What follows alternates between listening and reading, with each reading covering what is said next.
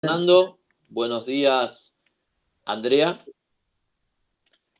Buenos Saludos días. desde Buen día, Buenos ¿qué tal? Aires. Sé que ustedes viven en San Rafael, Mendoza. Sé que son dos laicos muy preocupados e interesados en el bien común de la Iglesia. Y el motivo de esta entrevista está vinculado a las versiones públicas, periodísticas que circulan en torno al tema del cierre del seminario. Tu nombre, Fernando, apareció ayer en un artículo de Clarín. La nota también llegó ayer a Infobae. Y están surgiendo innumerables versiones periodísticas acerca de un conflicto que hay entre el obispo y el laicado, que tiene como en el medio los sacerdotes, en torno al cierre del seminario, a la imposición de la comunión en la mano y a una serie de lo que serían abusos de poder por parte del obispo. En ese sentido, también hace poco, hace 2 o 3 días, la Conferencia Episcopal en su cuenta de Twitter subió un aviso, una comunicación donde se hacía cargo a la Santa Sede de que iba a cerrar el seminario a fin de año. En base a todas estas versiones e informaciones públicas es que hacemos la entrevista. Entonces les pregunto a ustedes, le pregunto a Fernando, ¿qué es lo primero que tenemos que saber sobre este tema para orientarnos mejor? Bueno, lo que pasa es que la historia empieza bastante más atrás, ¿no? Monseñor Tausi, este hombre, a poco tiempo de llegar ya empezó a tener actitudes de autoritarismo sobre sacerdotes y sobre laicos. Un antiguo rector del seminario nos decía una vez que hasta él manifestaba que hasta los deseos del obispo tenían que ser obedecidos. Y él le replicaba siempre, no, los deseos no, son las órdenes que tienen que estar en comunión con lo que dicta la doctrina de la Iglesia. Pero para ilustrar más o menos el paisaje, saco esto a colación. Bueno, eso se siguió dando reiteradamente, en forma quizás individual, golpeando un poquito acá, después allá, entonces la reacción casi que no se veía porque los golpes eran individuales. Eso se mantuvo hasta que, bueno, en una oportunidad, en una defensa de la catedral, se produce un corte ya con los laicos, y lo destaco, con los laicos, porque nos quería obligar a quedarnos adentro de la catedral y no hacer la defensa de la catedral afuera. Esto siguió hasta que, bueno, apareció la de la pandemia y conjuntamente con Colombo, el arzobispo de Mendoza, decidieron junto con el poder político que la única forma de recibir la comunión era en la mano. Acá en San Rafael es un grupo minoritario el que la recibe en la mano. Y no hay ningún problema si ellos creen que así debe ser, nadie jamás les ha dicho nada. Pero la gran mayoría comulgamos en la boca. Y sabemos por formación que el laico tiene el derecho de recibirlo como él disponga. Él no aceptó eso, él dispuso tajantemente que la única forma era comulgar en la mano, o el que no lo aceptaba hiciera comunión espiritual. Bueno, nosotros nos manifestamos respetuosamente, mandamos un recurso administrativo solicitando la revisión de esa orden. Recién ahora, hace unos días, ha empezado a contestarla. Y bueno, después seguimos con rezos del rosario en forma pública, frente a la catedral, frente al obispado, frente al seminario.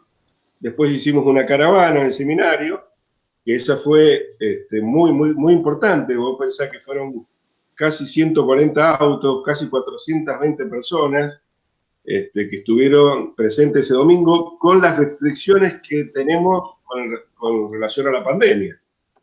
Bueno, después de eso, y después de conocer varias sanciones a los sacerdotes por seguir dando la comunión en la boca, apareció hace unos días el tema del cierre del seminario.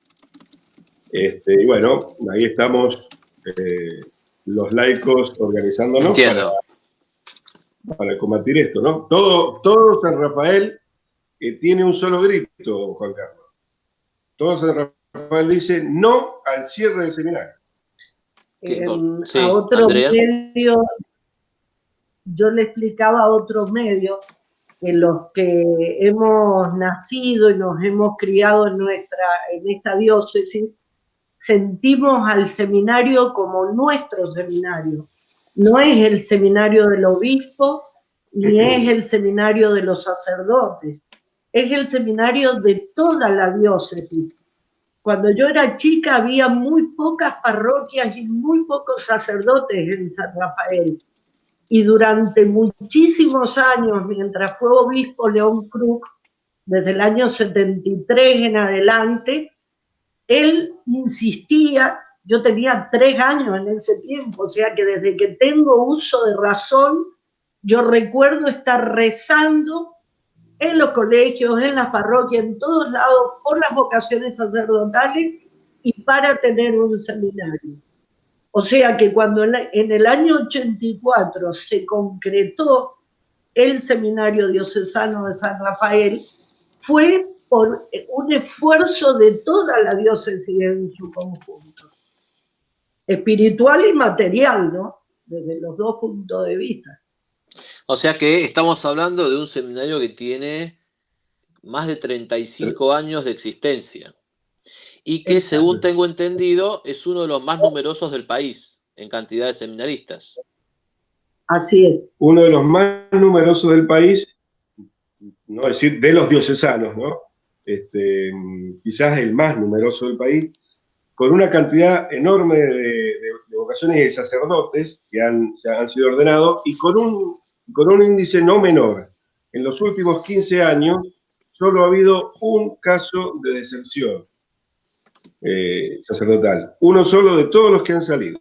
Es importante. Sí, porque a veces hay gente que tiene muchos índices de vocaciones, pero también tiene muchos índices de deserciones. Y acá Exacto. Es todo lo contrario. Fernando, usted decía al principio, decía que el obispo, antes de todo este conflicto que de alguna manera se ventiló en este año, venía golpeando a cierta gente de forma individual, ¿no? Entonces mi pregunta es, ¿en base a qué criterio de lo que se podía ver, el obispo atacaba a unos y no atacaba a otros? O sea, ¿qué conducta o qué doctrina de estas personas suscitaba que el obispo los atacara? ¿Y qué casos públicos nos puede usted contar? Bueno, nosotros somos un reflejo de eso familiarmente. El dato principal es la obediencia ciega. Te vuelvo a repetir, no solo hacia lo que dictamina, sino a lo que desea. Y bueno, hay gente acá en San Rafael, no poca, que hemos sido formados de la recta doctrina y que sabemos rectamente qué es una virtud y qué es un vicio. Sabemos que la obediencia es una virtud y sabemos que el temor servil o el servilismo es un vicio. Y nos opusimos. Nosotros puntualmente y aceptamos la persecución, porque a nosotros nos echó un hijo de un colegio, a mí me echó como rector, a Andrea le cerró el profesorado de historia, que era un profesorado modelo, con muchos alumnos, con subsidio del Estado, con muy buenos profesores, que dio muy buenos estudiantes y profesores posteriormente. Y bueno, así fue pegando en distintos lugares, en Malargüe, por ejemplo, también. Y lo mismo que hacía a nivel sacerdotal lo iba haciendo con algunos sectores laicales que se oponían a ese mal concepto de obediencia ciega. O sea que la línea divisoria sería aquel que obedece ciegamente las órdenes o los deseos del obispo, no pasa nada. Aquel que tiene reservas, que plantea reservas, que tiene otra opinión, que la formula educadamente y que discrepa, él va contra ese segundo grupo. Exactamente, así es. El doctor sí, Soler, Andrea. por ejemplo, el doctor Miguel Soler que es un matrimonio que ha hecho una obra grandiosa acá en la diócesis, la obra Corazón y Voluntad, que se ocupaba de niños sin familia y que los atendía personalmente y de una manera estupenda, porque en vez de hogares, orfanatos, eran familias las que se ocupaban de los niños, dándole un entorno similar al que naturalmente deberían tener. Bueno, ellos también han sido una familia afectada y golpeada por Tausi. Les hago una pregunta. Recién, Fernando, comentaste esto de tu hijo. ¿Tu hijo qué edad tenía cuando fue echado del colegio? ¿Y de qué colegio estamos hablando? Nosotros fundamos, juntamente con otro grupo de docentes, el Colegio Santa María del Valle Grande en el año 2005. Fundamos primero la secundaria porque todos teníamos esa orientación de nivel, pero posteriormente fundamos la primaria y posteriormente el profesorado de educación superior, que eran los viejos terciarios, digamos. Y teníamos profesorado de historia. Rodrigo, que es el mayor de nuestros 8 hijos, estaba estudiando en ese profesorado y era preceptor del colegio junto con otro chico que estudiaba en el profesorado, Ramón Maya. Bueno, de un día para otro, justamente porque nos opusimos a este concepto de obediencia ciega, primero los echó a ellos, sin causa, y a los pocos meses, yo desde el 2005 hasta el 2014 fui el director de la escuela, el rector de la escuela secundaria, me echó a mí, y a los pocos meses decretó el cierre del profesorado, digamos que no podía volver a inscribir una nueva cohorte. Pero bueno, esa es una persecución familiar que tomamos nosotros y que la aceptamos. Sí, sin ninguna duda. Sin ninguna duda. El tema es mostrar justamente digamos, qué pasó. ¿Qué pasó? O sea, Rodrigo, su hijo, era preceptor en el colegio y él lo echó sin causa. O sea, él tomó un conflicto que había con usted y de alguna manera se lo hizo pagar a su hijo. Sí, pero es porque Rodrigo también ha tenido participación activa, no porque no la tuviera. Y Rodrigo se fue a vivir después de eso a Buenos Aires, porque acá no tenía posibilidades de ejercer la profesión, justamente porque le iba cerrando los canales de los colegios privados. Él estuvo casi 5 años en Buenos Aires y este año retornó, y al poco tiempo de retornar le ofrecieron unas horas de clase en el colegio de Malargüe, que es un colegio del obispado, San José de Malargüe. Al segundo día que viajó a Malargüe, el padre Gabriel Descote le comunicó que por decisión y orden del obispo no podía seguir en el colegio. O sea que no fue una vez ni fue hace 10 años. Esto ha seguido pasando cotidianamente, cada tanto nos tiene como una sorpresa. Pero estamos acostumbrados. No, pero está claro que, digamos, si no pesa ninguna sanción canónica sobre Rodrigo, sobre su hijo Rodrigo, si él tiene los atributos, él no puede ser bochado de un lugar a priori. ¿Sí? Él, digamos, todo empleador tiene un ámbito de discrecionalidad donde puede tomar a uno u otro empleado. Pero lo que no puede hacer es, si no hay una razón suficiente de orden público y conocida a los laicos, no puede decir, esa persona no entra. O sea, ahí realmente esto es una cosa que me gustaría preguntarle al obispo, si él se hace cargo de esta decisión o si va a presentarlo bajo otra faz. Entonces está claro esto. No sé si pueden contar un poco lo de, Andrea, usted hablaba del tema de Miguel Soler. ¿Qué es lo que Miguel Soler vivió en relación al obispo, aquellos hechos que sean de orden público, si nos puede contar un poco?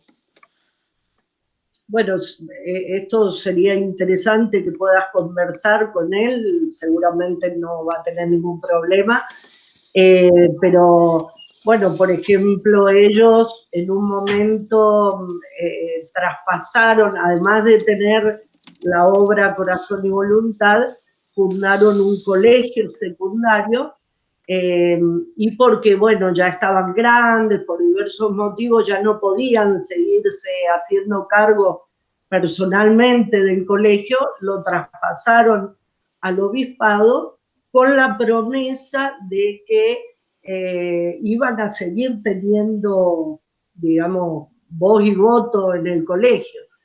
Bueno, en el mismo acto de traspaso del colegio, el obispo les agradeció mucho y les dijo que se podían ir a su casa a cuidar a sus nietos, que ya no era necesario que siguieran, digamos, preocupándose más por el colegio, y los despidió inmediatamente. No es la única vez, han tenido otros momentos, otras acciones. Este matrimonio es un matrimonio de médicos. Ahora, por ejemplo, con ocasión de esto de la pandemia, la esposa María Luisa Di Chiara es medalla de oro de la Facultad de Medicina, le envió un informe desde el punto de vista médico acerca de que no había ningún motivo, y al contrario, hay ciertos motivos para pensar que puede ser más peligroso darle en la mano que dar en la boca la comunión, y obviamente no tuvo ninguna respuesta ni nada. Bueno, lo mismo cuando el doctor Soler ha realizado campañas en contra de la educación o la teoría de género en las escuelas, también ha tenido desencuentros con el obispo por ese motivo.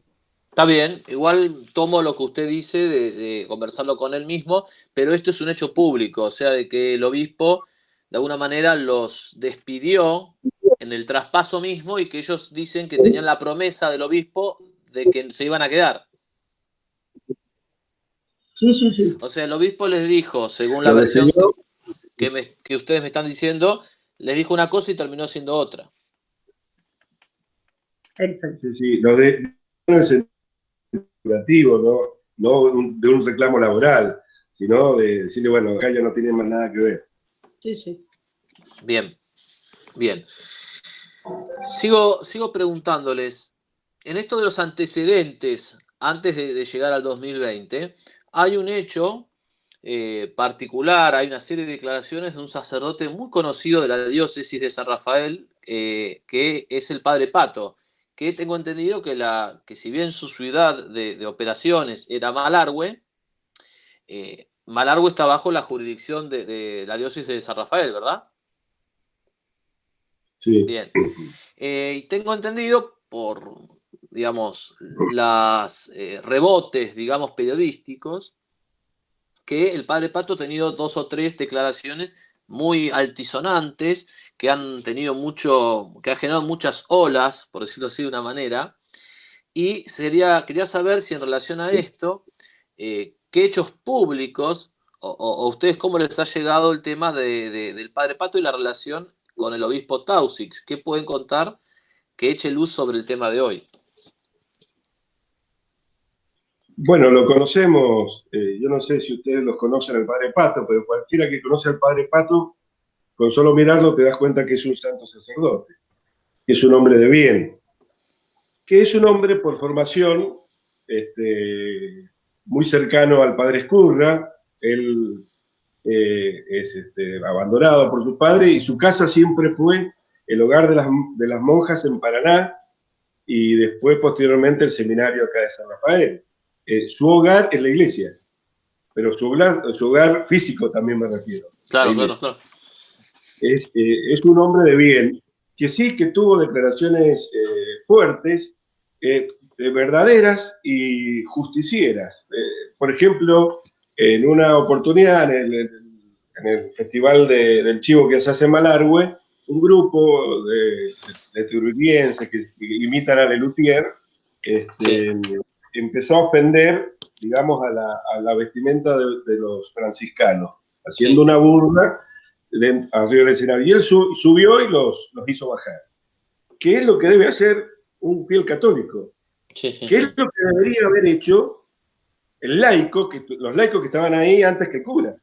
Pero bueno, el cura subió y produjo ese hecho.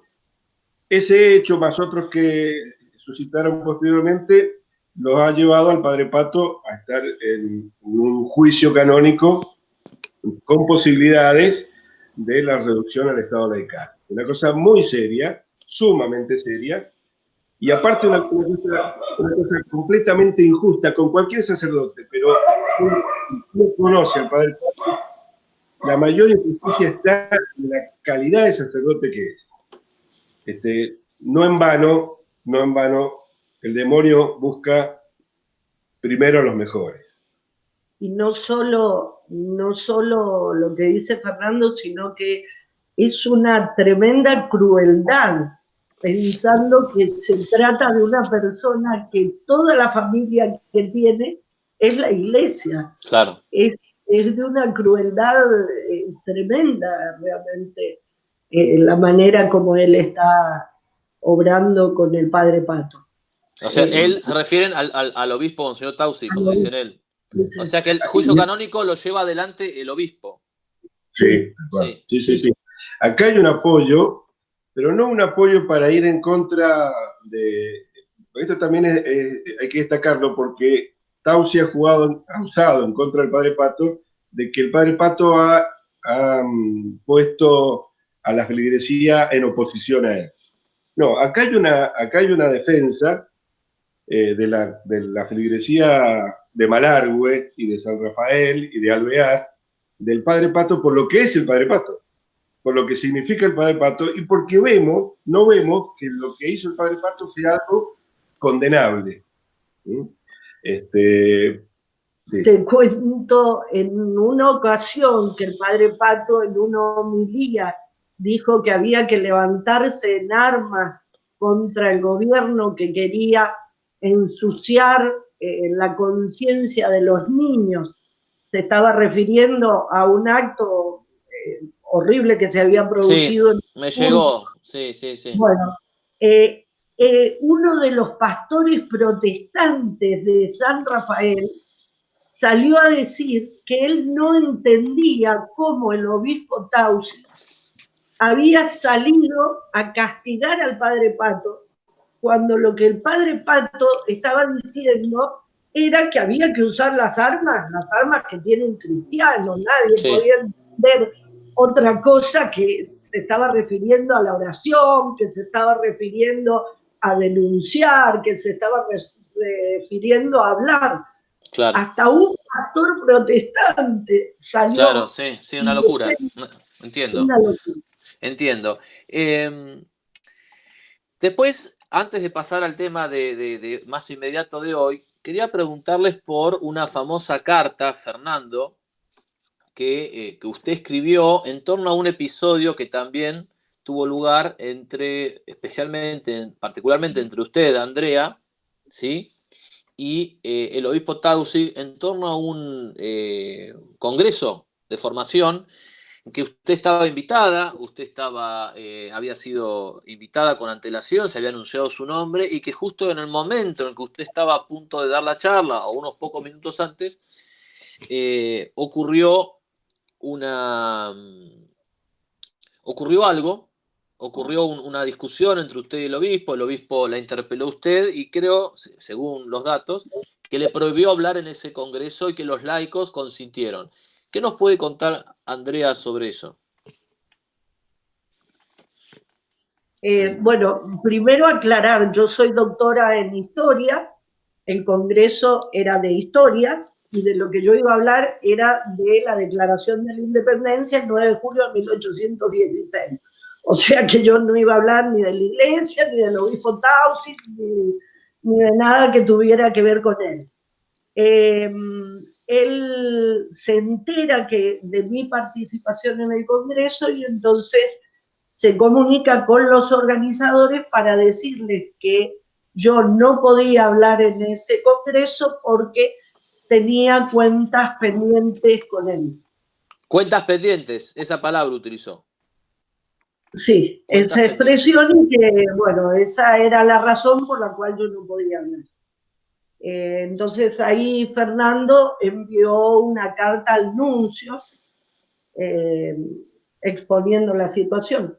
No sé, a mí me había llegado una versión, o sea que de que el obispo habló personalmente con usted, Andrea, pero no fue así, fue a través de los laicos que habló. No, no, es que fueron dos momentos distintos. Antes de la conferencia no habló con nosotros. Ya estaba publicitada, ya estaban los afiches, ya estaba comunicado quiénes eran los disertantes, y él les llamó a los sacerdotes que estaban en la organización y los laicos y le dijo que ella no podía hablar. No se comunicó con ella. Lo que después de esa oportunidad y después de la carta que yo escribí, él vino a casa en este mismo living y tuvimos una conversación muy dura con él, justamente porque reprobábamos de esta forma, de esta manera, y obviamente no nos pusimos de acuerdo. Acá la impresión que me da es esto, a ver si estoy interpretando bien, que el obispo puede tener una diferencia, vamos a llamarla teológica, doctrinaria, con algunos de ustedes, o con otros laicos, o con otros sacerdotes de San Rafael, pero lo que hace es ir mucho más allá de la discusión puntual y de alguna manera cercenar cosas de ustedes en ese tema puntual que están discutiendo, y lo que hace es extender esa censura a otros campos de la vida, como la historia, como el trabajo, como el profesorado, lo que sea, que son campos donde no se estaba planteando el conflicto. Es como Exacto. si, ¿sí? O sea, entonces, ¿cómo esta interpretación que yo hago es correcta? ¿Es así? ¿Él se excede? ¿Él derrama esa diferencia en otros campos donde no había controversia por el momento? Pero por supuesto, pero esto cualquier infante que esté escuchando, dice, ¿cómo usted le va a prohibir a una doctora de historia hablar de historia? ¿Quién es el obispo para tener esa atribución? Digamos, bueno, a tal punto llega la locura o sobrepasar realmente la verdadera autoridad que tiene un obispo, es que en una de las ocasiones que vino acá a casa, fueron dos, a tratar de corregirnos, que era su expresión, le dice a Andrea, vos tenés que pedir perdón públicamente por los escritos de Antonio Caponetto. Antonio Caponetto es un amigo y un maestro, jamás lo vamos a dejar en la tocada. Pero el grado de disparate de pensar que mi señora tiene que pedir perdón por lo que dijo otro. Por lo que hizo otro. Por lo que dijo otro. Yo lamentablemente esto no lo puedo demostrar porque estábamos los tres sentados en este libro y nada más, pero... No, pero tu palabra, Fernando, su palabra vale. Su palabra vale. Yo, digamos, en todo caso, si esta entrevista cuando se difunda llegará a manos del obispo, y si el obispo niega eso, estaremos entre usted que dice una cosa y el obispo que niega esa reconvención a Andrea. Pero veremos qué dice el obispo. O sea, ustedes dan fe de que él dijo que Andrea debe pedir perdón por los escritos de otra persona, que no era ella. Exacto. Pero tal cual, por eso le digo, ¿a qué punto llega este disparate o esta patología de este hombre o este avance sobre otros temas y otras situaciones que no son estrictamente las que tienen que ver a su cargo de obispo? Sin ninguna duda, sin ninguna duda. Bien, entonces terminados los antecedentes, ahora nos metemos concretamente. Sí, Andrea. Una cosa más, no solo pasa esto de que supera la órbita de lo que le corresponde como obispo, sino que mientras tanto lo que le corresponde como obispo no lo hace. Nosotros durante mucho tiempo, con varios amigos, estuvimos armando una caja de alimentos para enviarle a un sacerdote que estaba en un distrito lejano y que literalmente no tenía para comer. Y eso sí es obligación del obispo. Qué bárbaro. ¿Y a ustedes les consta que eso no llegó? ¿Qué es lo que no llegó? Sí, nosotros le mandábamos esa alimentación. Claro. Nosotros juntábamos una caja de comida, bueno, está mal que digamos nosotros. había un montón de gente, un grupo de gente que juntaba alimento para un sacerdote que estaba en un distrito alejado y que literalmente había días que no tenía para comer. Claro, porque estaba, y eso era responsabilidad, por supuesto, sí, de la diócesis, ¿sí? Sí, totalmente. No, del padre. Totalmente. Bien, entonces, estos serían algunos antecedentes, yo no sé si son todos, seguramente no, pero son unos antecedentes como para ubicarnos. Entonces, en torno ahora al ya 2020, conflicto, tema, misas cerradas, cuarentena, comunión en la mano. ¿Qué es lo primero que tenemos que saber sobre este tema, tal como se dio en San Rafael? Bueno, acá lo primero fue, como en el resto del país, la supresión del culto. No así, las iglesias nunca se cerraron, las iglesias permanecieron abiertas para que la gente pudiera ir a rezar y tener asistencia de los sacerdotes en la confesión. Lo que se mantuvo durante un tiempo prolongado acá en San Rafael fue justamente el cierre, la imposición de no poder dar misas públicas. Cuando acá no ha habido casos de COVID. Entonces el primer reclamo que se le hace a Monseñor Tausi es que arbitre los medios para que acá en San Rafael se pueda empezar a asistir a misa pública. Con los recaudos que en este momento se están haciendo, con los protocolos que quisieran, que particularmente me parece una barbaridad, pero no importa, aceptábamos los protocolos, pero no había ningún indicador sanitario que dijera que no se podía ir a misa. Cuando ya se habían habilitado las reuniones, los restaurantes con menor capacidad de asistentes, los bares, los lugares de compra de alimentos, en donde hay mucha más cantidad de gente que puede haber en una misa.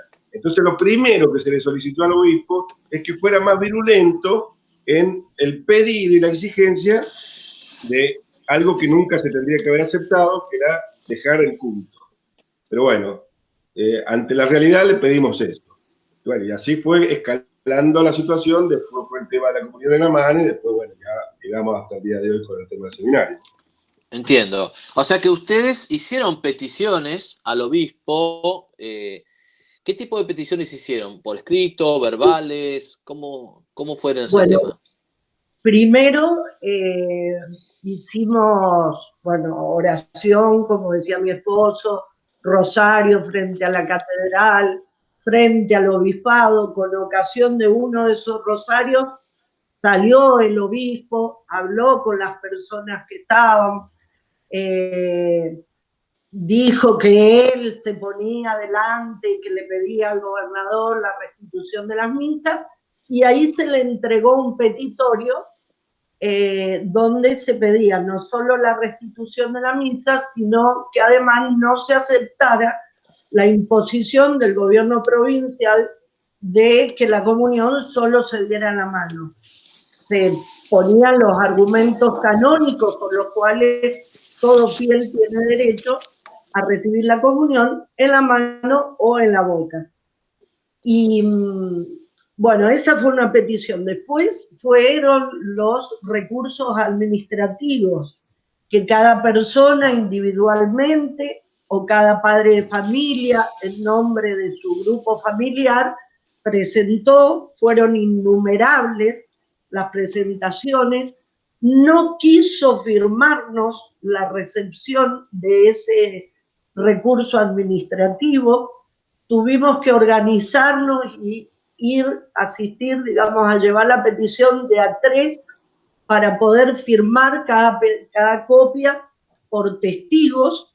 Claro. O sea, unos hacer de testigos de otros de que no nos había recibido y dejarle... ¿Él no quería poner el sello? ¿Él no quería poner, a la secretaria le dio instrucción de no poner el sello? No poner el sello, ajá. ¿Y qué pregunta? A mí me parece, digamos, pero quiero saber ustedes qué piensan. ¿Qué gana él no poniendo el sello? No, realmente yo fui a llevar la nota nuestra Y el secretario, que es un empleado, dijo que no tenía autorización para sellarla y firmarla. Le digo, mire, acá cualquier expreso que trae una nota o trae algo, le va a pedir a usted que le firme el recibido La copia, conforme. claro. Porque es Como hacen, sí. Exactamente, pues es un trámite administrativo obligatorio.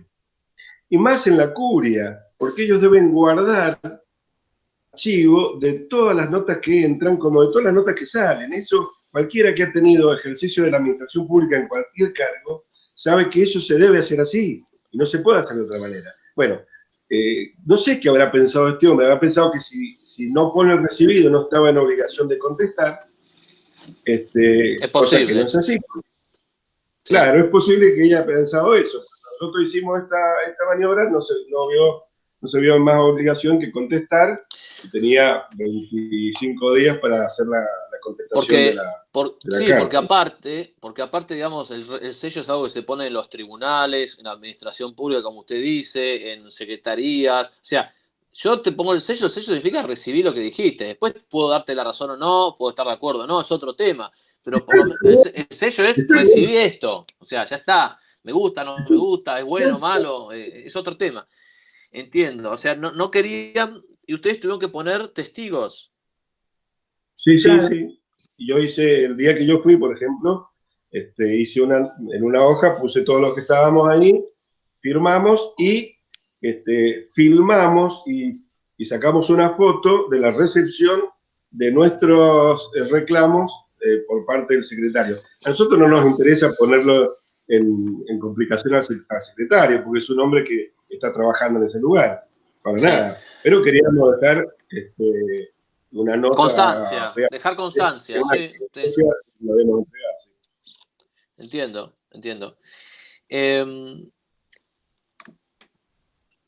¿Qué le respondió en esos recursos administrativos? Sé que viene circulando algo, como que la respuesta, según lo que me llegó, por eso lo quiero confirmar con ustedes, me llegó que el obispo dice que para responder estos recursos, los laicos tienen que o bien abonar una suma, según lo que me llegó, de 750 pesos, o tienen que reemplazar esto con obras de caridad. ¿Cómo es eso? Digamos, ¿ustedes confirman que recibieron esta documentación, esta respuesta del obispo? Nosotros, la nota que presentó Fernando todavía no ha recibido respuesta, pero esta que está acá es la respuesta que recibió uno de los hijos nuestros, que es mayor de edad, y que recibió la nota, y acá dice, tengo que comunicarles que el trámite administrativo tiene un costo de 750 pesos. Sí. Se puede abonar en efectivo o en alimentos no perecederos por un monto equivalente para Cáritas diocesana. En caso de no poder abonar el importe establecido, podrá solicitar su reemplazo por una obra de piedad. ¿Esto era la práctica habitual o él antes había, o el obispado antes había contestado de forma gratuita y a las comunicaciones? No es práctica habitual ni en este obispado ni en ningún obispado del mundo. Es un derecho de los laicos, claro, de los fieles, digamos, peticionar, presentar un recurso ante nuestro superior, y el superior tiene que contestarlo. Esto jamás se vio, esto es lo que la pregunta es, algo completamente inaudito, inédito. Totalmente. Yo, si quiere, le leo las obras de piedad, porque hasta nos dice cuáles son las obras de piedad que nosotros tenemos que hacer. O sea, no podemos elegirla como hombres libres, sino que nos da a elegir 2 obras de piedad de entre las siguientes. Esto parece una tarea extraescolar para un niño de escuela, ¿no? Elegir 2 obras de piedad. Primero, una hora de adoración ante el Santísimo Sacramento, meditando la respuesta que he recibido. Bueno, vaya el primer punto. Rezar los 4 coronas del rosario, los 20 misterios, pidiendo la gracia de la obediencia a la iglesia por parte de todos los fieles de la diócesis de San Rafael. O sea, nosotros tenemos que rezar por la obediencia de todos. Tercero, rezar en un templo parroquial el Vía Crucis, siguiendo algunos de los textos redactados por San Juan Pablo VI, San Juan Pablo II, el Papa Emérito Benedicto XVI o nuestro Santo Padre Francisco. O sea que nosotros, llegado el caso que aceptáramos esto, tenemos que rezar al Vía Crucis que Él nos impone, ni siquiera podemos rezar el que nosotros queremos. O sea, esto es un disparate por donde se lo mire. Y esto, perdón, esta es la condición para que el obispo le responda a qué petición. ¿A la de la comunión en la boca? Al recurso administrativo por la comunión en la boca, exacto. Y ustedes, ustedes es un papel que han recibido de una comunicación por correo o han ido al seminario, al obispado a recibirla. La comunicación por correo es esta que leyó antes, que la manda el canciller. Uno tenía que ir al obispado, pagar los 750 pesos o dejar constancia de cuál iba a ser o la donación a Cáritas o cuál de las dos elegir, y dejar constancia de cuál había elegido como obra de piedad. Firmar, o sea que, y aclarar la petición. O sea que el obispo pone como condición para que se le responda este tipo de petición, o que ustedes paguen, o que ustedes hagan una de las obras de caridad que él dispone que hagan. O un alimento no perecedero. Un alimento. Una obra de caridad y una obra de piedad. Bien. Pero él nos dice cuál. Entiendo. Creo que está bastante claro.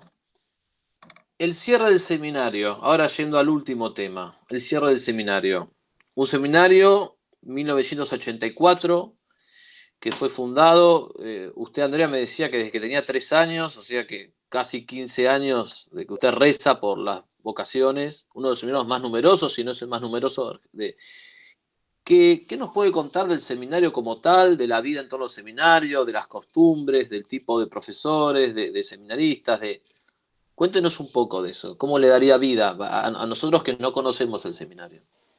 Bueno, el seminario empezó en una propiedad donada por una familia de San Rafael, con una gran casona, que para una familia era grande, hubo tiempo en que a lo mejor había 120 seminaristas, y bueno, esta casona no alcanzaba.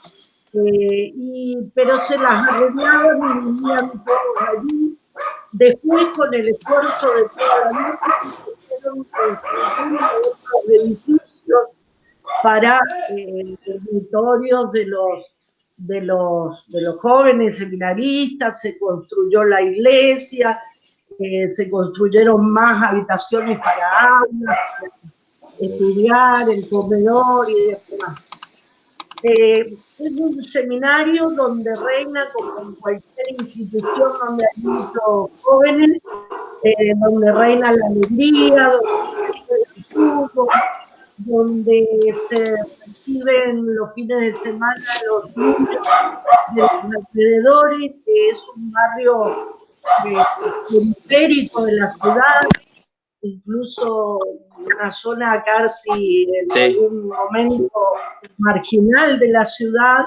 Bueno, se reciben niños para el catecismo, donde, por ejemplo, una vez al año se hacen encuentros de monaguillos, con monaguillos de todas las parroquias de la ciudad, y ahí se hacen partidos de fútbol entre los chicos, y bueno, y divertimentos y demás. O sea, un seminario no solo sumamente fructífero y fértil, digamos, por la cantidad de sacerdotes que le ha dado a la diócesis y al mundo, porque hoy los sacerdotes ordenados en el seminario, que estudiaron en el seminario Santa María, Madre de Dios, están en distintos lugares del mundo. Un seminario realmente donde nunca se supo de ningún problema como los que desgraciadamente ha habido en otros seminarios. Un seminario donde los profesores están recibidos en Roma, han estudiado licenciaturas, doctorados, han hecho sus carreras en Roma, y que, bueno, se han recibido justamente de las distintas especialidades necesarias para dar clases en un seminario, se han recibido en las universidades romanas.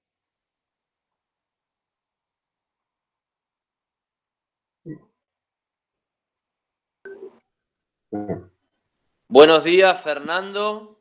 Buenos días, Andrea. Estamos en la segunda parte de esta entrevista. Ayer, por problemas técnicos, no pudimos continuar, pero es un tema importante que requiere nuestra atención, requiere que nos volvamos a concentrar sobre él.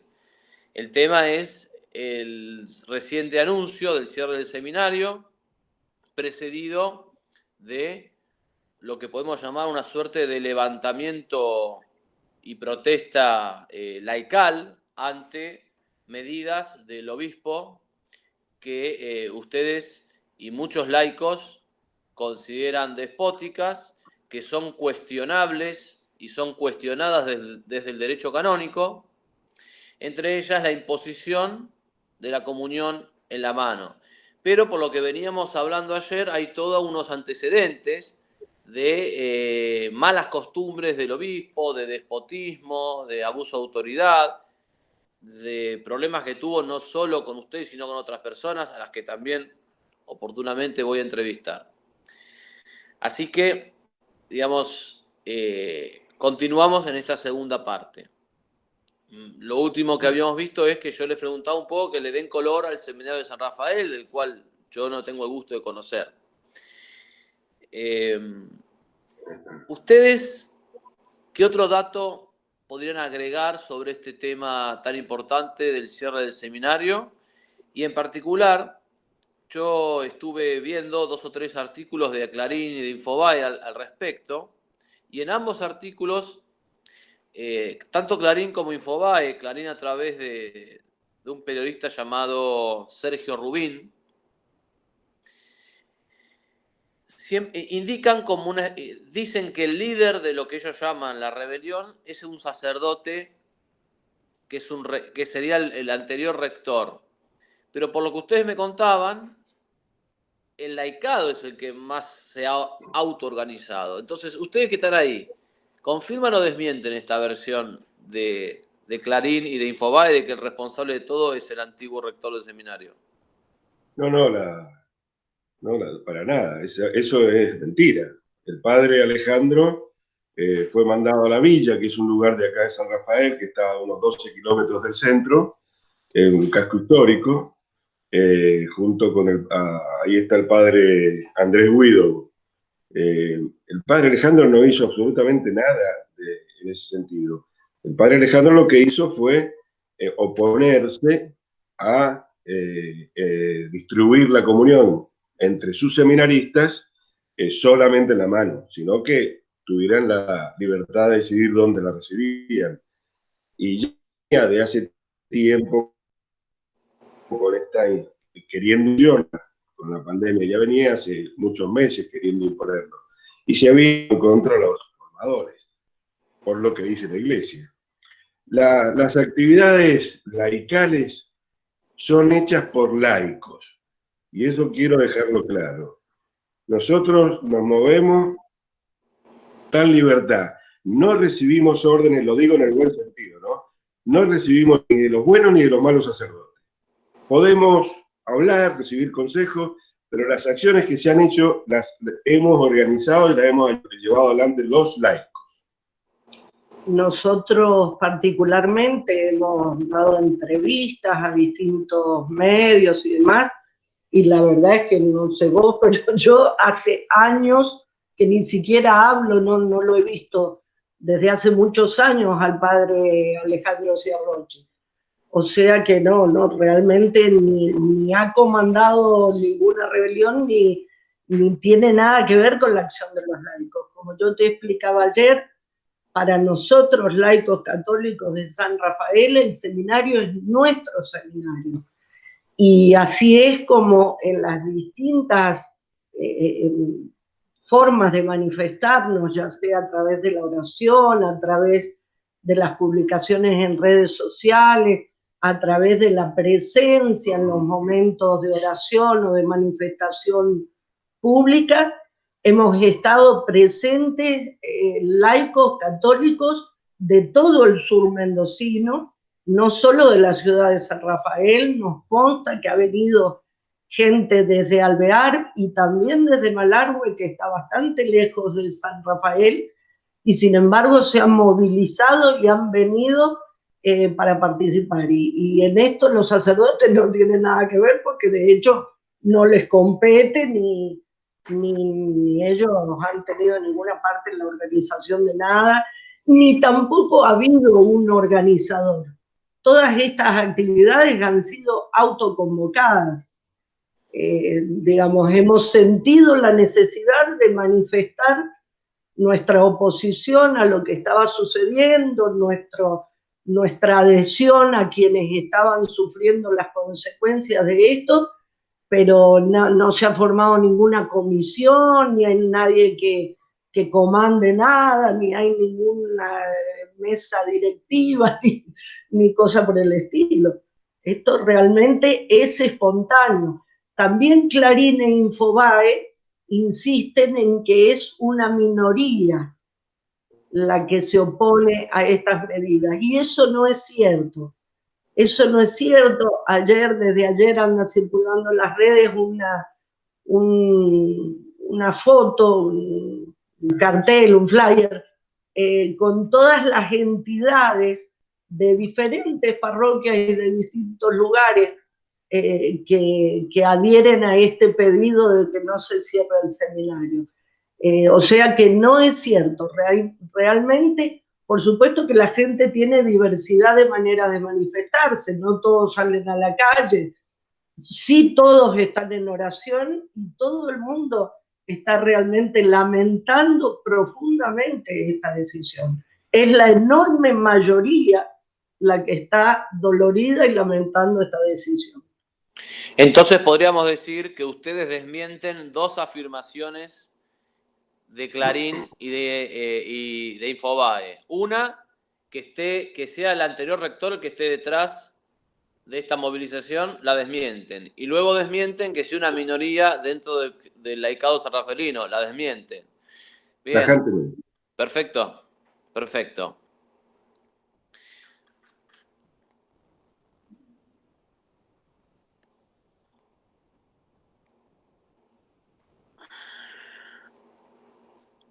En otro orden de cosas, hay indicios, comentarios que me han llegado a mí, de gente que habla conmigo, que por cuestiones de reserva no voy a dar el nombre, pero me hago cargo de esos comentarios yo con mi persona, de que el obispo de San Rafael, Monseñor Tausig, hace tiempo viene tomando su cargo como autoridad, como una forma de escalar, como una plataforma desde la cual proyectarse, como una oportunidad con la cual pueda llegar más alto en el nivel de lo que es la iglesia, ¿sí? De autoridad de la iglesia, con la aspiración a un cargo superior.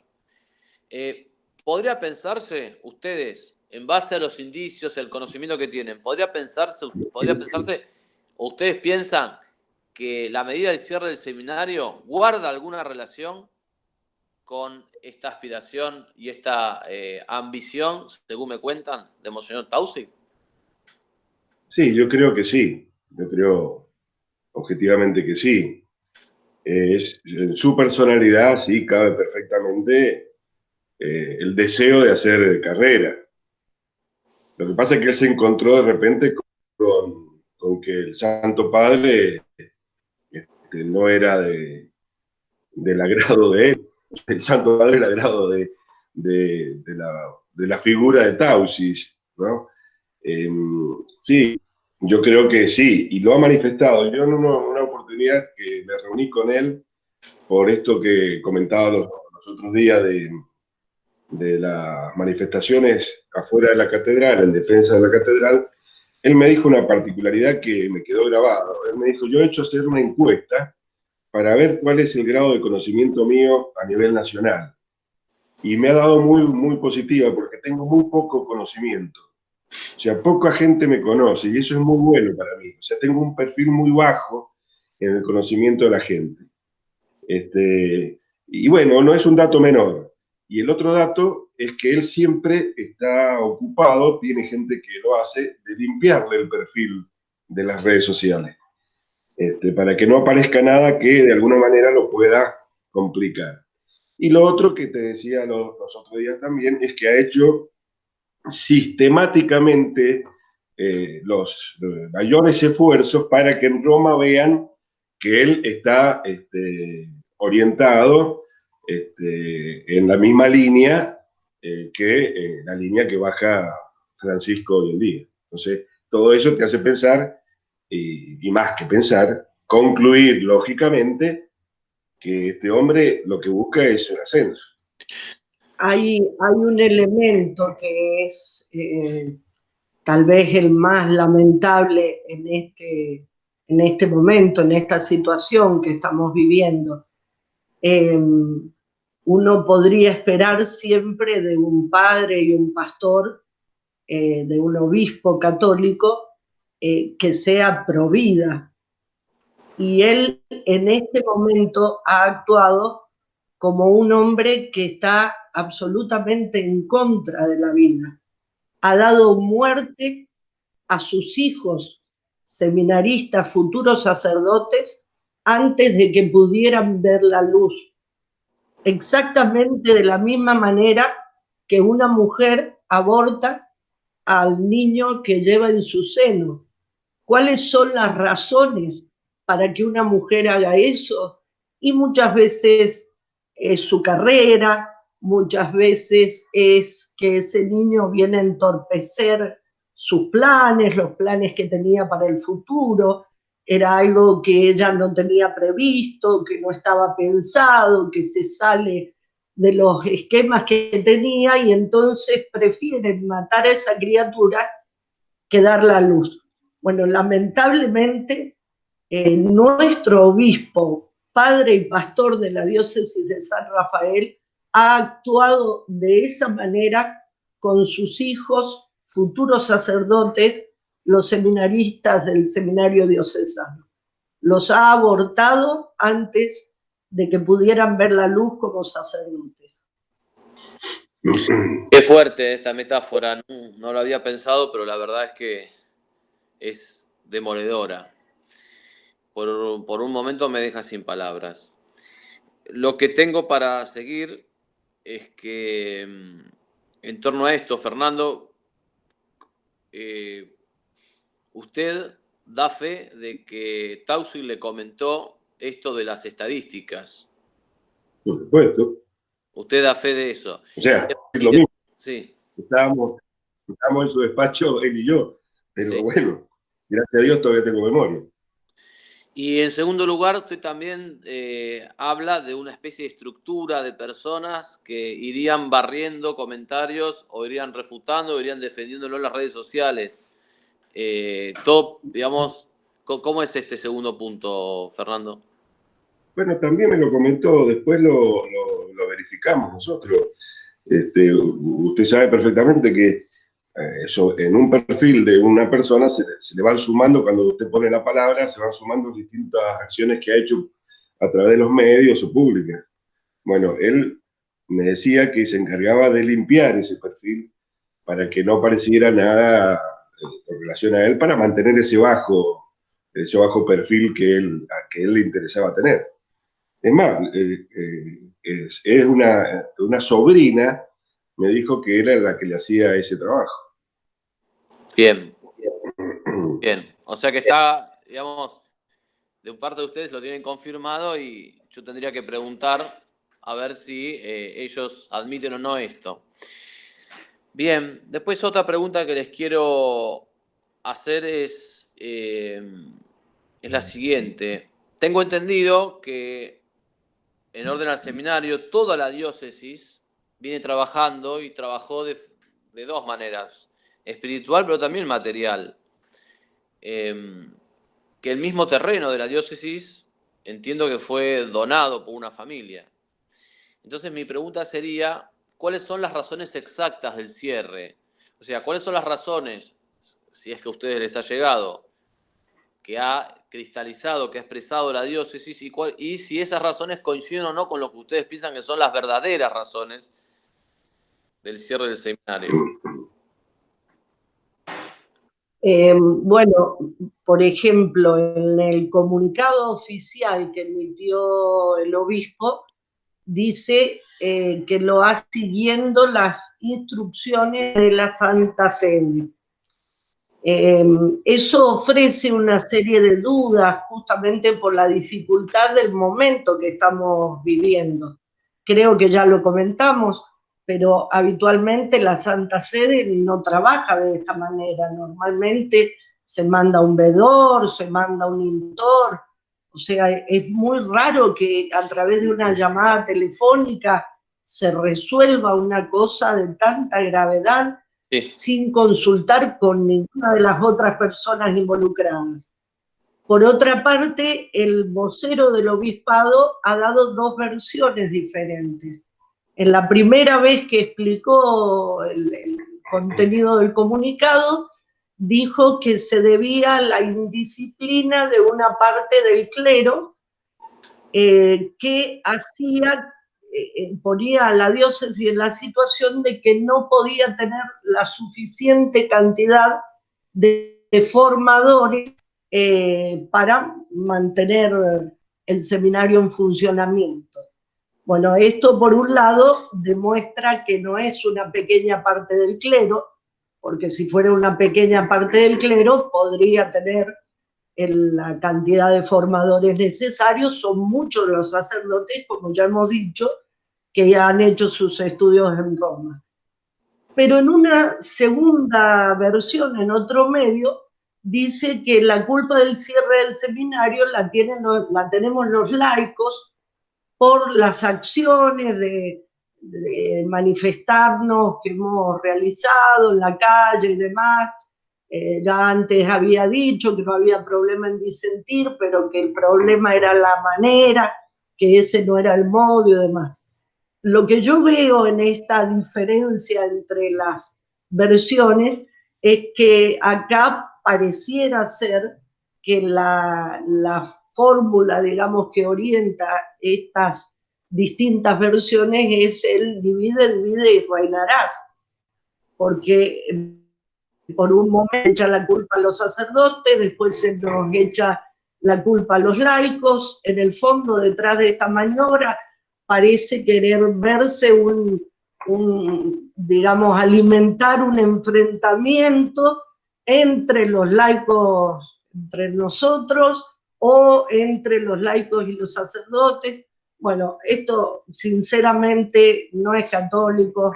Deberíamos estar conversando cómo solucionar este problema, qué es lo que dice la ley de la Iglesia al respecto, y no estar discutiendo hoy o anoticiándonos del cierre del seminario.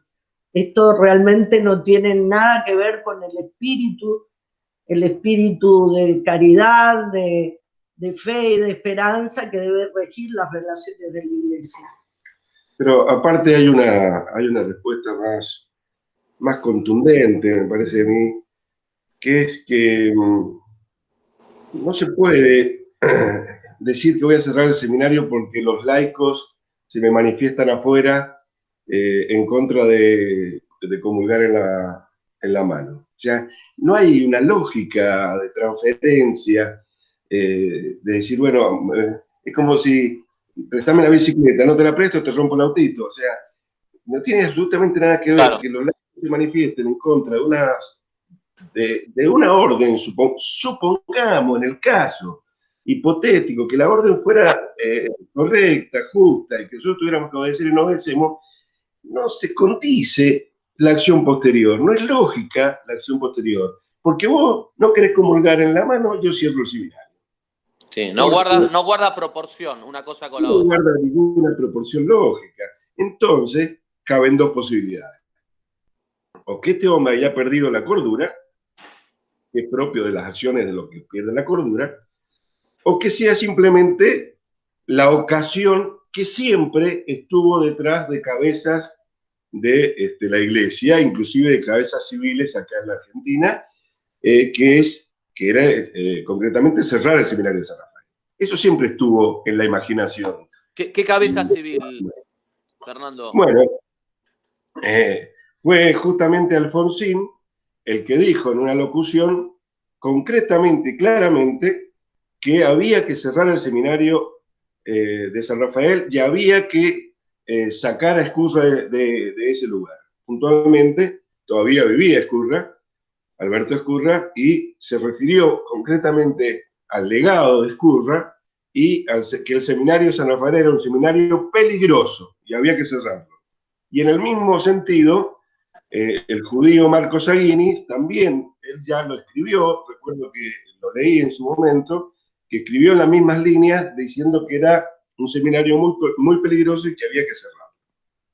Recordamos a los oyentes, Ricardo Raúl Alfonsín, presidente de la Nación Argentina entre 1983 y 1989, no terminó el mandato, tuvo que renunciar.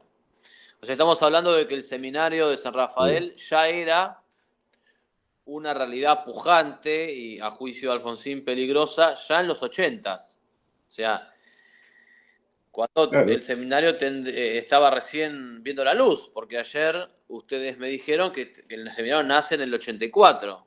O sea que ya en los pocos... Tiene que haber sido 87. Sí, en pocos años el seminario ya tenía un peso propio y una potencia que de alguna manera llamó la atención del mismo mandatario del país de ese momento. Correcto. Y bueno, y después han seguido sucediéndose hechos de inclusive obispos que siguieron a León Krug, que tenían la intención de cerrarlo. Lo que pasa es que, bueno, Dios es más importante y no quiso que así fuera. Y los protegió y, bueno, eso fue que siguieran saliendo vocaciones y sacerdotes para la Iglesia. Pero fue golpeado duramente siempre, desde el inicio, desde el mismo inicio en que León Krug recibe a la gente de Paraná, porque esta es la realidad. El seminario que se forma acá es sobre los seminaristas que salen del seminario de Paraná cuando muere Tortolo y asume Carrick en Paraná. Entonces vienen los formadores y vienen los seminaristas y se forma el seminario y se crea el seminario acá en San Rafael. Andrea. Hay una cosa que es, me parece a mí muy importante y decisiva y hace entender por qué para aquellos que no son amigos de la Iglesia el seminario de San Rafael puede ser un peligro. Y es la gran cantidad de vocaciones que recibió desde su origen el seminario de San Rafael. En la actualidad, en la Argentina, hay seminarios que tienen 2, 3, un seminarista o ninguno, mientras que en San Rafael hay 46 seminaristas. ¿Esto qué muestra? En primer lugar, muestra la fertilidad de la acción que desarrolla la Iglesia Católica en San Rafael. Demuestra que hay una comunidad pujante, una comunidad que es capaz de dar frutos, porque en un mundo donde nadie quiere, o son pocos los que quieren abrazar la vocación sacerdotal, que en una diócesis pequeña, porque nosotros queremos mucho a San Rafael, pero no nos vamos a agrandar, es una pequeña ciudad periférica, realmente comparado con otras capitales y demás, no es una ciudad que no tiene ninguna importancia, digamos, sustancial, que en una ciudad pequeña, que en una diócesis pequeña, haya este resultado, esta cantidad de frutos, demuestra la vitalidad de la iglesia. Sin duda. Entonces, es muy entendible que los enemigos de la iglesia vean eso como un peligro. Lo que no es entendible es que las personas de iglesia, su propio pastor, aquellos que deben cuidar celosamente ese legado, aborten el seminario. Un comentario más que me quedó de ayer que dijo Fernando, es que no solo es pujante la cantidad de seminaristas y de sacerdotes ordenados, sino que también es prácticamente nula la cantidad de sacerdotes que han colgado. ¿Por qué? Porque puede haber un instituto que tenga muchísima cantidad de seminaristas y muchísima proporción de sacerdotes que hayan colgado. Entonces, eso no sería, digamos, lo mejor. En cambio, que acá haya uno solo, me parece que es el índice decisivo que termina por cerrar la cuestión, como diciendo, bueno, evidentemente hay un manejo de la prudencia y de la espiritualidad que es loable. Ahí se está iniciando. Estamos en la tercera parte de esta entrevista. Esta entrevista tan importante sobre estos temas de iglesia. Mi intención es que esto pueda ser un testimonio para el laicado de San Rafael y un ejemplo para otros laicados, tanto de la Argentina como de otras partes del mundo. ¿Por qué? Porque por lo que yo puedo informarme de comentarios, de testimonios de gente, de amigos, de conocidos, de dentro del país y también de afuera, no es la única diócesis del mundo en la que los obispos o el obispo ejerce algún tipo de abuso de autoridad. No es la única. Pero parece ser que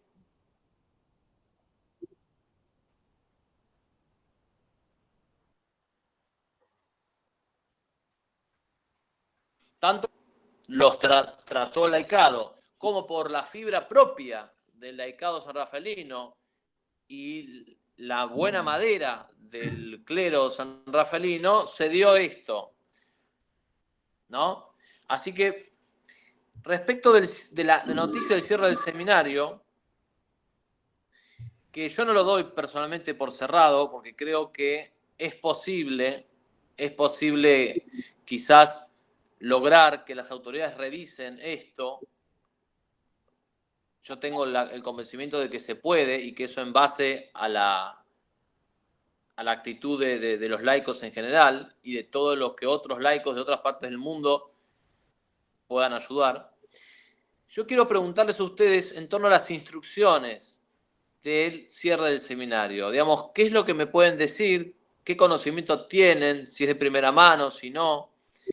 En torno a las instrucciones del cierre del seminario, ¿qué es lo más cercano a la verdad o lo que tienen acreditado? ¿Qué nos pueden decir sobre eso?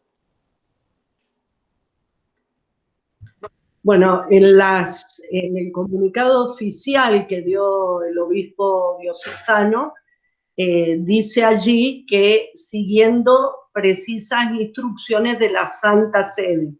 No aclara qué oficina o qué congregación de la Santa Sede, o si es el Papa mismo a quien está obedeciendo. En una de las conferencias de prensa dada por el vocero, dice que es la congregación para el clero, y según la carta abierta que Monseñor Viganó le ha enviado al propio Monseñor Tausi, el prefecto de esa congregación es Monseñor Beniamino Stella. Con él sería con la persona que se ha comunicado a Monseñor Tausi y de donde ha emanado estas instrucciones. Sin embargo, bueno, la verdad es que nunca Roma actúa así, sin mandar un vedor, sin pedir más informaciones, sin pedir un informe sobre el seminario. Así que, bueno, eso es lo que se sabe de modo fehaciente. Yo lo que quiero decir es lo siguiente. No sabemos las causas, porque el argumento de que la Santa Sede ha pedido esto no es argumento.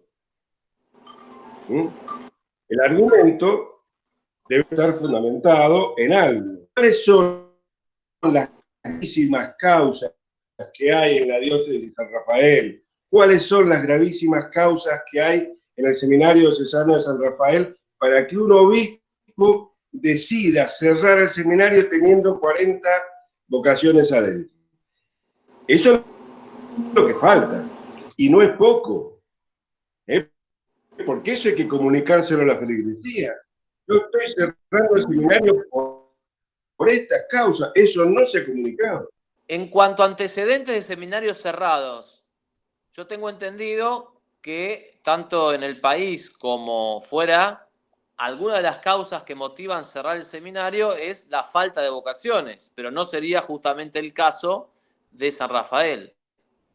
O sea que está relativamente en claro, aunque pueda haber alguna duda, quiénes son los que están detrás de la medida, pero lo que no ha sido exhibido, no se ha mostrado, han sido las razones. Es como que se la guarda, como si el obispo o la Santa Sede se guardan las razones y dicen, yo lo cierro y no tengo que dar ninguna explicación.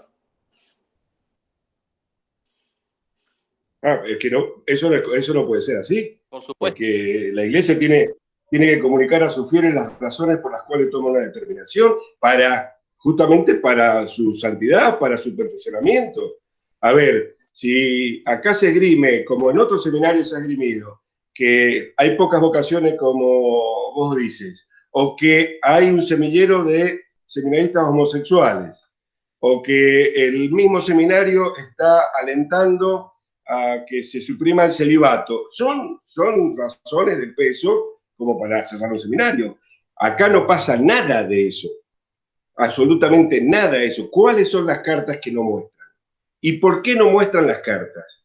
¿Cuál es la razón? En eso solo ya hay algo muy raro, muy turbio. Irregular.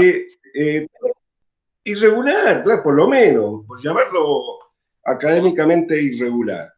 Sí, sí. Sí. Usted, Andrea, hablaba de las declaraciones del vocero. Sabe que yo entrevisté al vocero hará unas 3 semanas. Y una de las cosas que les pregunté, que él me concedía que nadie sabía mucho del virus, que nadie tiene muy en claro el tema de la cuarentena, que nadie sabe bien cuáles son las medidas de prevención.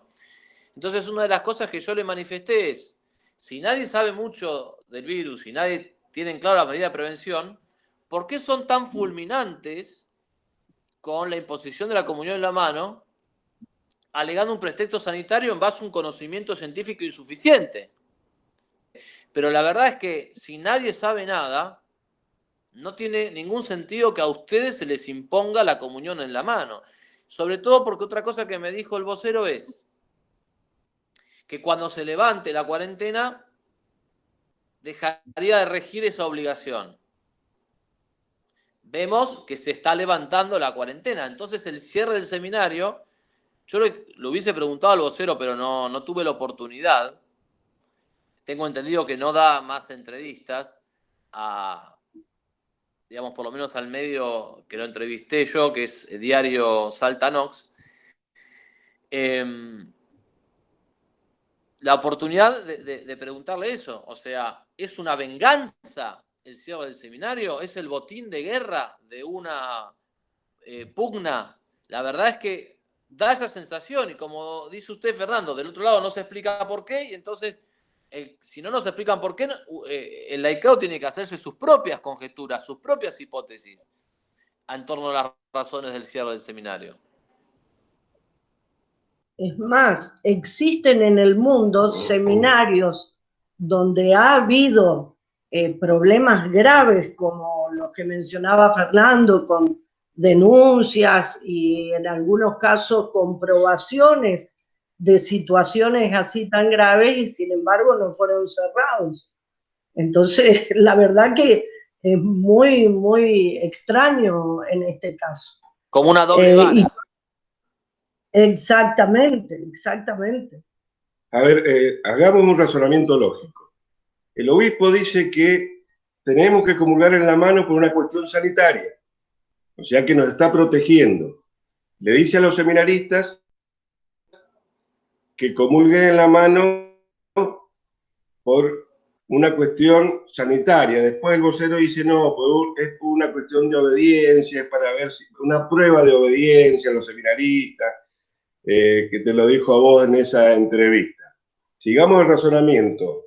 Bien, cortocircuitos dentro del seminario, porque algunos se oponen a recibirla en la mano y no en la boca, y acá se produce el crack, ¿no? Seguimos el razonamiento y él decide cerrar el seminario. ¿Por qué? Porque quiere cuidar a los seminaristas para que no contagien, y entonces lo cierra. Si realmente su preocupación es el contagio, como pareciera en el primer momento del razonamiento, bueno, diga, hasta que esto pase y ahí retornamos en buenas condiciones para seguir con su formación. Eso sería un razonamiento lógico sanitario. Entonces, si razonamos lógicamente, nos damos cuenta que no es verdad. Ahora, tampoco tenemos la certeza, podemos presumir, como vos dices, podemos presumir causa, pero no tenemos certeza porque Roma no habla y porque Tausi no habla.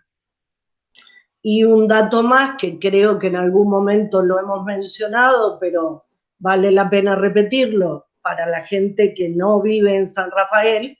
En San Rafael no ha habido ni hay hasta este momento ni un solo caso de coronavirus.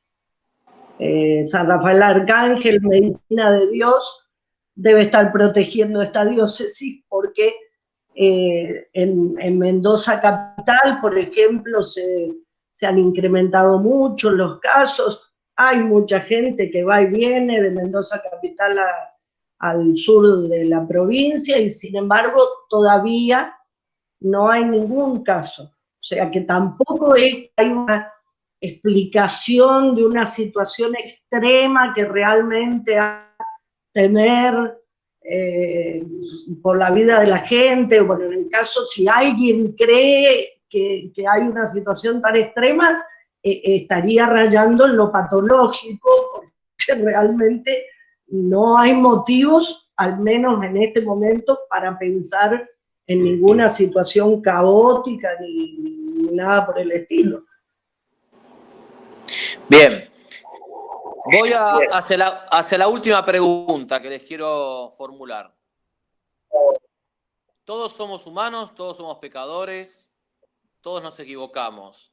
Y entonces, en ese sentido, ustedes han hecho un descargo, les hemos dado la oportunidad de que ustedes cuenten la versión con argumentos, con detalles, pero quiero saber, si ustedes me permiten preguntar esto, si hay algo en lo que en estos años, en estos 16 años de que Monseñor Tausi es obispo de la diócesis, si hay algo en la relación con él de lo que ustedes hoy digan, me hubiese gustado haberlo hecho distinto, estoy quizás arrepentido, quizás nos equivocamos en esto no lo hubiésemos hecho así, ahora a la luz de los hechos lo hubiésemos hecho de otra manera.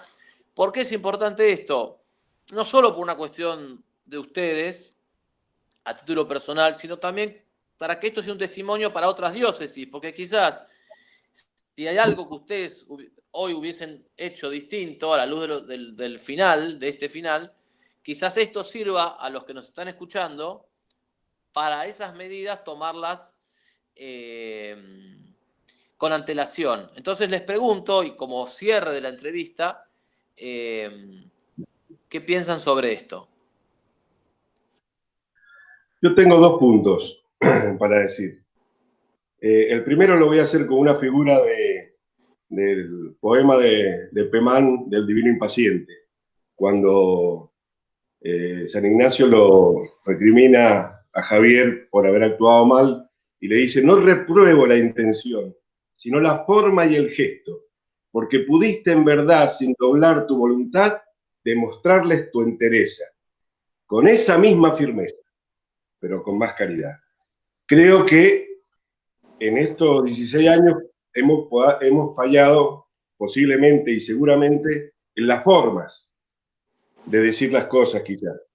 En la forma de responder distintas situaciones que se han vivido aquí en San Rafael. No en las esencias, pero sí en las formas. Y eso también es parte del buen católico. Entonces, si hay un mea culpa, yo particularmente creo que puede estar en ese sentido. Y el segundo punto es que quizás por el bien de la diócesis y también por el bien del mismo Monseñor Tausi, nosotros tendríamos que haber actuado, tanto los sacerdotes como los laicos, con más firmeza, con mucha caridad, pero con más firmeza en los primeros años, cuando se golpeaba en forma individual. Entonces ahí sí, habernos abroquelado, entonces no estaríamos viviendo hoy estas situaciones. Quizás hubiésemos podido enderezar, ordenar, el apostolado y nuestra relación con el obispo. Bueno, lo mío más o menos similar a lo de mi esposo. Ciertamente, solemos dar la cara es porque por ahí tenemos un carácter más fuerte y a veces uno justamente por eso peca en el modo de decir las cosas. Personalmente hago mea culpa de eso porque tal vez en la vehemencia que brota del amor, el amor el que te hace ser vehemente y apasionado en la defensa, pero tal vez, especialmente me refiero a alguna gente se haya visto intimidada por este modo cuando uno empezó a ver estos problemas, más calmado y más tranquilo. Algunas personas que hoy están reaccionando y dándose cuenta de lo que pasa antes. Entonces, bueno, en ese sentido sí, también hago mi mea culpa de haberlo podido hacer mejor. Pero bueno, también Dios escribe derecho en renglones torcidos y por algo nos usa como sus instrumentos y nos pone en determinados momentos y en determinadas circunstancias que obviamente están en sus planes. No es que Dios quiera el mal, pero Dios lo permite a veces para purificarnos, para sacar bienes aún de las peores situaciones. Eso es lo que todavía no podemos ver con claridad, pero seguramente en el tiempo vamos a saber cuáles son los bienes que vienen de la mano de toda esta tan triste y dolorosa situación que estamos viviendo. Muchas gracias, Fernando. Muchas gracias, Andrea. Me quedo con un concepto de los dos que me hizo recordar esa frase, creo que era de un jurista romano, que decía algo así como que hay concordia en una sociedad, hay concordia en una ciudad, cuando la injusticia dirigida a uno es la injusticia dirigida a todos. Y creo que ese espíritu de cuerpo, de alguna manera, puede frenar el ánimo, la cólera del tirano, del déspota. Porque si el tirano agarra a uno por separado y nadie o pocos reaccionan, el tirano se siente animado para seguir aprovechándose. En cambio, si uno hace como los mosqueteros, ¿no? Todos para uno y uno para todos, me parece que de alguna manera se planta de otra forma y el que abusa de su poder no puede avanzar. Entonces me parece muy, muy provechoso lo que ustedes dijeron y muy honorable que lo hayan mencionado. No sé si quieren agregar algo más. Les doy la palabra. No, agradecerte la posibilidad de poder esgrimir las razones y que pueda llegar a mucha gente que no sabe lo que pasa acá en San Rafael. Y eso, bueno, desde ya un abrazo fraterno y muchísimas gracias por el detalle de tu nota. No, por favor, Fernando, un abrazo para usted. Andrea, un abrazo para usted. Y un saludo a todos los oyentes. Concluimos en este momento la entrevista. Que tengan muy buen día.